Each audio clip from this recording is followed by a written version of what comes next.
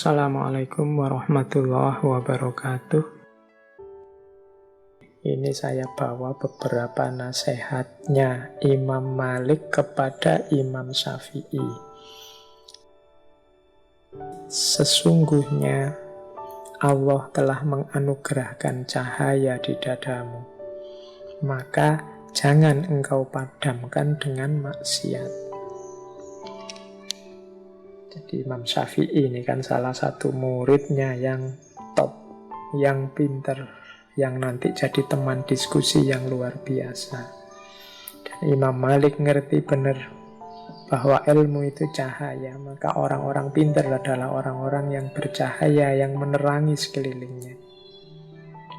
Maka dia harus berhati-hati agar tidak mengurangi cahaya atau menghalangi cahaya sehingga terjadi kegelapan.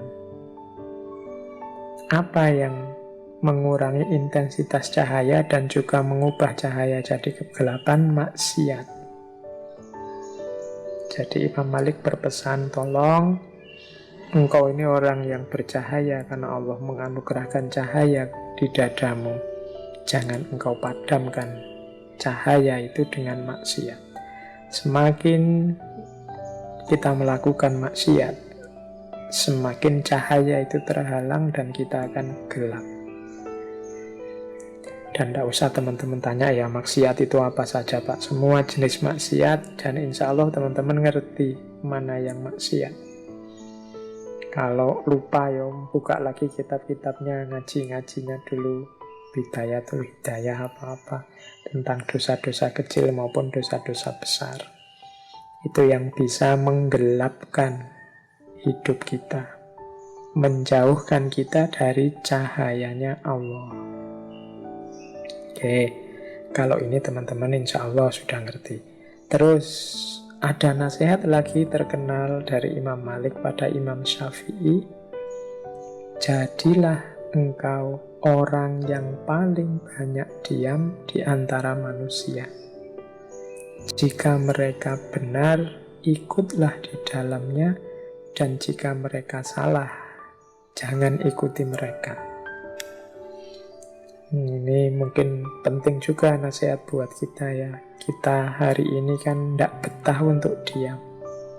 Sehari tidak buka WA, sehari tidak buka Instagram atau Twitter, sehari tidak posting apa-apa, tidak mention apa-apa, itu kan rasanya kok sepi. Grup WA itu kalau tidak aktif sak jam saja terus muncul emoticon-emoticon itu kan kok sepi yo, dan seterusnya. Nah itu kan secara hari ini begitu gaya hidup kita. Padahal Imam Malik justru mbok yo kita ini lebih banyak diam. Nasihatnya Imam Malik pada Imam Syafi'i justru jadi orang yang paling banyak diam saja. Orang yang paling banyak diam itu punya kesempatan berpikir lebih banyak dibandingkan yang ngomong. Ya kalau orang ngomongnya banyak itu kan ya kesempatan berpikirnya secara intensif berbeda dengan orang pendiam. Kalau pendiam itu kan bisa pikirannya kerja terus. Kalau ngomong sambil mikir kan susah. Saya seperti ini bicara hampir 2 jam itu kan ya setengah-setengah mendaya gunakan pikirannya agak tidak maksimal. Coba sambil diam, mikirnya justru lebih maksimal. Maka katanya Imam Malik, jadi orang yang paling banyak diam saja, mencermati lingkungan sekelilingmu. Kalau orang-orang di sekelilingmu benar, ya ikuti. Kalau orang-orang di sekelilingmu salah, ya jangan diikuti. Ini berarti kan mulutmu diam, tapi pikiranmu jangan. Telaahmu terhadap masyarakat jangan. Jadi kalau mereka benar, ya diikuti. Kalau mereka salah, ya dihindari. Kalau engkau terlalu banyak ngomong, tidak sempat refleksi, ya hasilnya cuma ikut saja. Orang ke utara ikut ke utara, orang ke selatan ikut ke selatan. Nah ini masalah. Terus nasihat lagi kepada Imam Syafi'i, angkatlah tanganmu dari hidangan makanan saat keinginanmu untuk makan masih menggebu. Ini mungkin Dengan kata lain, nasihat ini ingin agar Imam Syafi'i jangan rakus, jangan serakah, jangan memuaskan egomu, jangan memuaskan keinginanmu sampai sak pol-pole, sak tuntas-tuntase. Kamu harus punya daya pengendalian diri. Mengangkat tangan dari hidangan makanan saat keinginan makan masih ada, itu kan berat. Makanannya sih masih ada, kalau mau nambah lagi masih siap. Dan sebenarnya juga belum terlalu kenyang, masih ingin nambah lagi. Tapi nasihatnya Imam Malik, kalau engkau bisa berhenti dalam situasi seperti itu, ya berarti engkau punya kemampuan mengendalikan diri. Hasrat dan nafsu jangan dimanjakan. Jadi ini salah satu jalan untuk mendidik diri. Kita ini kan sering kesulitan di sini. Kalau sudah seneng itu terus.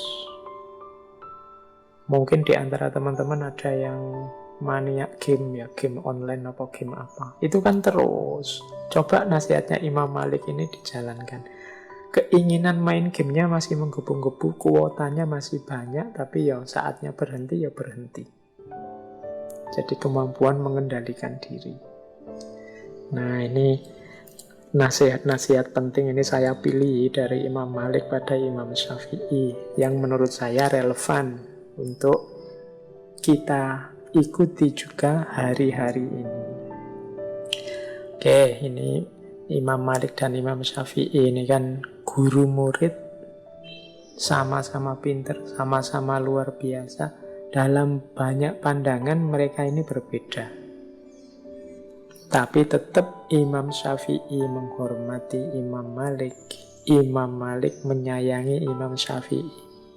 Ada banyak cerita perbedaan pendapat antara guru murid ini, tapi berakhir dengan kegembiraan.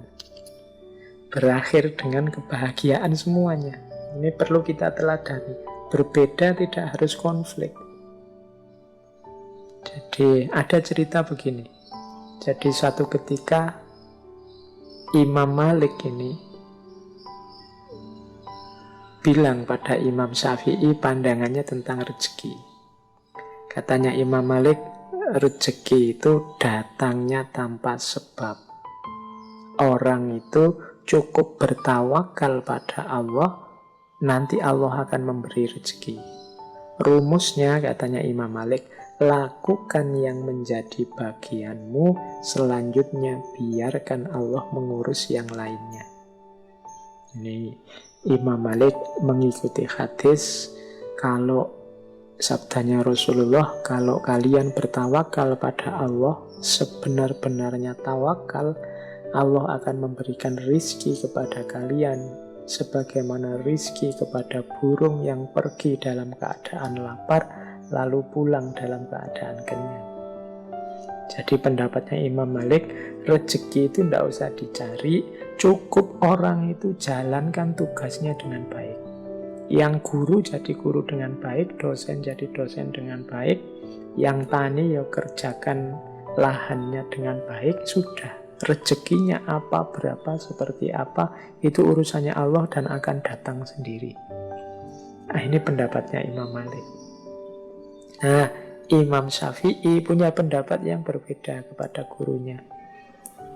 Wahai Syekh, karena tadi alasannya hadis seperti burung yang pergi dalam keadaan lapar lalu pulang dalam keadaan kenyang, Imam Syafi'i bilang, wahai Syekh, kalau burung itu tidak keluar dari sangkarnya, bagaimana mungkin ia mendapatkan rezeki? Jadi gurunya bilang rezeki itu tidak usah dicari, dia akan datang sendiri. Kalau Imam Syafi'i bilang ya ndak, rezeki ya harus dicari, harus dijemput. Nah, ini beda pendapat, tapi ya ndak gegeran. Nah, ada cerita terus. Suatu ketika Imam Syafi'i ini berjalan-jalan, beliau melihat serombongan orang sedang panen anggur.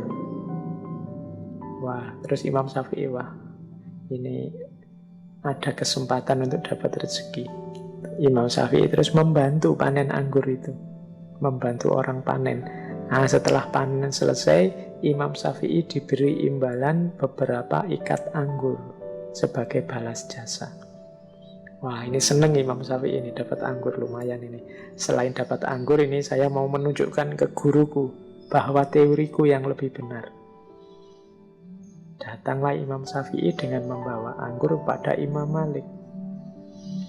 Ditaruhlah anggur itu di depan Imam Malik. Imam Syafi'i cerita pengalamannya tadi, membantu orang panen anggur.